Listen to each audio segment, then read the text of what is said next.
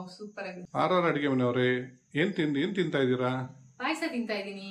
ಏನ್ ಪಾಯಸ ತಿಂತಾ ಇದ್ದೀರಾ? ಅಕ್ಕಿ ಪಾಯಸನ, ಶಾವಿಗೆ ಪಾಯಸನ, ಗಸಗಸೆ ಪಾಯಸನ? ಏನ್ ಪಾಯಸ ತಿಂತಾ ಇದ್ದೀರಾ? ಅಕ್ಕಿ ಪಾಯಸನೂ ಅಲ್ಲ, ಶಾವಿಗೆ ಪಾಯಸನೂ ಅಲ್ಲ, ಗಸಗಸೆ ಪಾಯಸನೂ ಅಲ್ಲ. ಮತ್ತೆ ಇನ್ನೇನ್ ಪಾಯಸ ಮಾಡಿದೀರಾ? ಮೆಕ್ಕೆಜೋಳದ ಪಾಯಸ ನೋಡಿ ತಿಂದಿದ್ದೀರಾ ನೀವು? ಮೆಕ್ಕೆಜೋಳದ ಪಾಯಸನ ಇಲ್ವಲ್ಲ, ನಾನೇ ಅವತ್ತು ತಿಂದಿಲ್ವಲ್ಲ. ಈ ವಿಡಿಯೋನ ಸ್ಕಿಪ್ ಮಾಡಿದ್ರೆ ಸ್ಟೆಪ್ ಬೈ ಸ್ಟೆಪ್ ನೋಡಿ ಗೊತ್ತಾಗುತ್ತೆ. ಹೌದಾ? ಬನ್ನಿ ಹೇಗ್ ಮಾಡೋದು ಅಂತ ಮುಂದೆ ವಿಡಿಯೋ ನೋಡೋಣ. ಹಾಯ್ ಹಲೋ ನಮಸ್ಕಾರ. ಆರ್ ಅಡಿಗೆ ಮನೆಗೆ ಸ್ವಾಗತ. ಪಾಯಸ ಅಂದ್ರೆ ರವೆ ಪಾಯಸ, ಶಾವಿಗೆ ಪಾಯಸ, ಹೆಸರುಬೇಳೆ ಪಾಯಸ ಮಾಡ್ಕೊಂಡು ತಿಂದಿರ್ತೀರಾ. ಆದ್ರೆ ಮೆಕ್ಕೆಜೋಳದಲ್ಲಿ ಪಾಯಸ ಯಾವತ್ತಾದ್ರೂ ಮಾಡ್ಕೊಂಡು ತಿಂದಿದ್ದೀರಾ?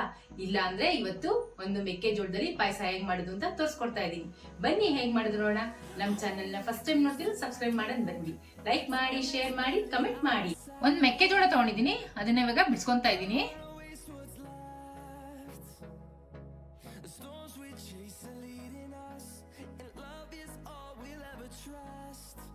ಇದು ಸ್ವೀಟ್ ಕಾರ್ನ್ ಅಲ್ಲ, ರೋಡ್ ಸೈಡ್ ಕೆಂಡದ ಮೇಲೆ ಸುಟ್ಕೊಡ್ತಾರಲ್ಲ ಅದು. ನೋಡಿ ಸ್ವಲ್ಪ ಗಟ್ಟಿ ಇರುತ್ತಿದು.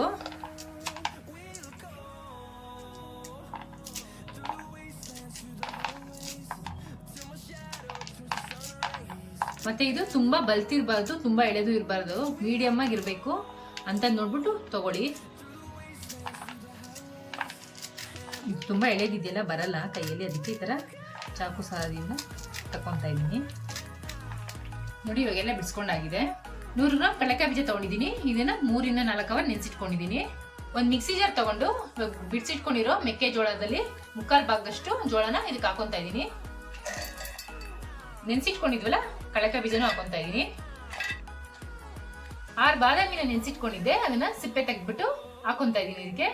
ಇದಕ್ಕೆ ಸ್ವಲ್ಪ ನೀರು ಹಾಕೊಂಡು ನುಣ್ಣಗೆ ರುಬ್ಕೊಂಡ್ಬಿಡೋಣ. ನೋಡಿ ಈ ತರ ನೈಸಾಗಿ ರುಬ್ಕೋಬೇಕು. ಈ ತರ ದಪ್ಪ ತಳ ಇರೋ ಪಾತ್ರೆ ತಗೋಬೇಕು. ತಗೊಂಡು ಇವಾಗ ಇದಕ್ಕೆ ಫಿಲ್ಟರ್ ಮಾಡ್ಕೊಂಡ್ಬಿಡೋಣ.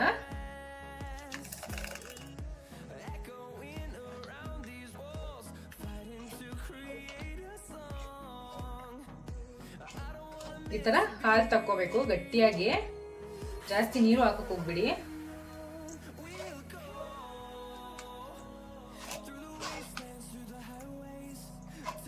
ಈ ತರ ಪ್ರೆಸ್ ಮಾಡಿ ಮಾಡಿ ತಗೋಬೇಕು.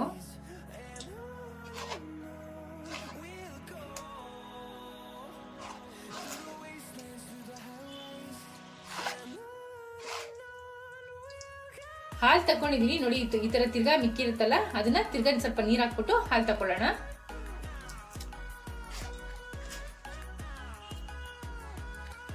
ತಿರ್ಗಾ ಗ್ರೈಂಡ್ ಮಾಡ್ಕೊಂಡಿದೀನಿ. ಇವಾಗ ಫಿಲ್ಟರ್ ಮಾಡ್ಕೊಂಡ್ಬಿಡೋಣ.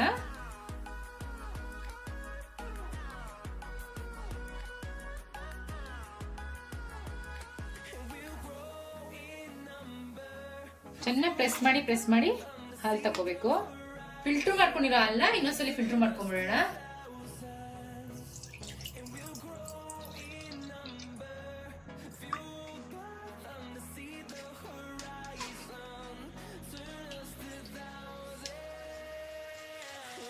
ಒಂದ್ ಸ್ವಲ್ಪ ಜಾಕಾಯಿ ತಗೊಂಡಿದೀನಿ, ಒಂದ್ ಸ್ವಲ್ಪ ಜಾಪತ್ರೆ, ಒಂದ್ 3 ಏಲಕ್ಕಿ ಸಿಪ್ಪೆ ತೆಗೆದು ಈ ತರ ಬಿಡಿಸಿಟ್ಕೊಂಡಿದೀನಿ. ಇದನ್ನ ಕುಟ್ಕೊಂಡ್ಬಿಡೋಣ. ಪುಡಿ ಮಾಡ್ಕೋಬೇಕು ಕುಟ್ಕೊಂಡು.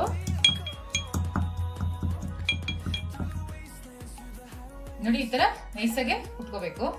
ಒಂದು ಒಗ್ಗರಣೆ ಪಾತ್ರೆ ತಗೊಂಡಿದೀನಿ, ಅದಕ್ಕೆ 2 ಟೇಬಲ್ ಸ್ಪೂನ್ ಗಸಗಸೆ ಹಾಕೊಂತಾ ಇದೀನಿ. ಇದನ್ನ ಚೆನ್ನಾಗಿ ಹುರ್ಕೊಂಡ್ಬಿಡೋಣ. ನೋಡಿ ಗಸಗಸೆ ಘಮ ಬರ್ತಾ ಇದೆ. ಇವಾಗ ಸ್ಟವ್ ಆಫ್ ಮಾಡ್ಕೊಂಡ್ಬಿಡೋಣ. ಫಿಲ್ಟರ್ ಮಾಡಿ ಇಟ್ಕೊಳ ಅಲ್ಲ, ಒಂದ್ಸಲಿ ಮಿಕ್ಸ್ ಮಾಡ್ಕೊಂಡ್ಬಿಡೋಣ. ಈ ತರ ಮಿಕ್ಸ್ ಮಾಡ್ಕೊಂಡು 1/4 kg ಬೆಲ್ಲ ತಗೊಂಡಿದೀನಿ, ಪುಡಿ ಮಾಡಿ ಇಟ್ಕೊಂಡಿದೀನಿ, ಅದನ್ನ ಹಾಕೊಂತಾ ಇದೀನಿ. ಸ್ವಲ್ಪ ಕಾರ್ನ್ ಮಿಕ್ಸ್ ಕೊಂಡಿದ್ವಲ್ಲ ಅದನ್ನು ಹಾಕೊಂತಾ ಇದೀವಿ. ಇವಾಗ ಮಿಕ್ಸ್ ಮಾಡ್ಕೊಂಬೋಣ ಒಂದ್ಸಲಿ. ಗಸಗಸೆ ಹುರಿದಿಟ್ಕೊಂಡಿದ್ದಲ್ಲ ಅದನ್ನು ಪುಡಿ ಮಾಡಿ ಇಟ್ಕೊಂಡಿದೀನಿ, ಅದನ್ನು ಹಾಕೊಂತಾ ಇದೀನಿ. 2 ಲವಂಗ ಹಾಕೊಂತಾ ಇದೀನಿ. ಇವಾಗ ಮಿಕ್ಸ್ ಮಾಡ್ಕೊಂಬೋಣ. ಈ ತರ ಮಿಕ್ಸ್ ಮಾಡ್ಕೊಂಡಾದ್ಮೇಲೆ ಒಲೆ ಹಚ್ಕೋಬೇಕು.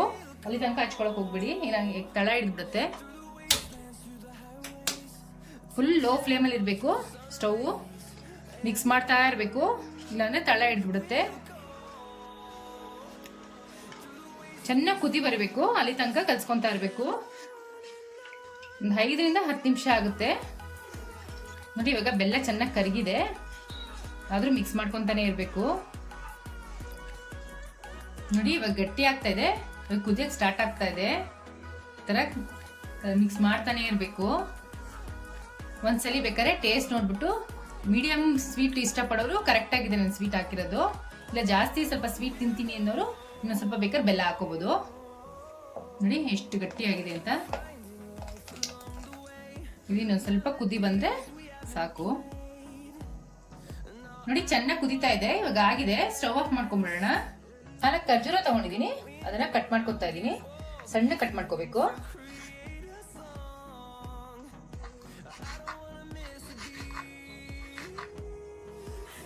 ನೋಡಿ ಈ ತರ ಸಣ್ಣ ಕಟ್ ಮಾಡಿ ಇಟ್ಕೊಂಡಿದ್ದೀನಿ ಎಲ್ಲಾನು. ಕಟ್ ಮಾಡಿ ಇಟ್ಕೊಂಡಿದ್ವಲ್ಲ ಖರ್ಜೂರನ, ಅದನ್ನ ಹಾಕೊಳ್ಳೋಣ. ಪುಡಿ ಮಾಡಿ ಇಟ್ಕೊಂಡಿದ್ವಲ್ಲ ಏಲಕ್ಕಿ ಅದೆಲ್ಲ, ಅದನ್ನ ಹಾಕೊಳ್ಳೋಣ. ಇವಾಗ ಒಂದ್ಸಲಿ ಮಿಕ್ಸ್ ಮಾಡ್ಕೊಬಿಡೋಣ. ಘಮ ಅಂತೂ ಸೂಪರ್ ಆಗಿದೆ. ಮೆಕ್ಕೆಜೋಳದ ಪಾಯಸ ರೆಡಿ ಆಗಿದೆ. ಟ್ರೈ ಮಾಡ್ಬಿಟ್ಟು ಹೇಗಿತ್ತು ಅಂತ ಕಮೆಂಟ್ ಬಾಕ್ಸ್ ಅಲ್ಲಿ ತಿಳಿಸಿ. Thanks for watching our video.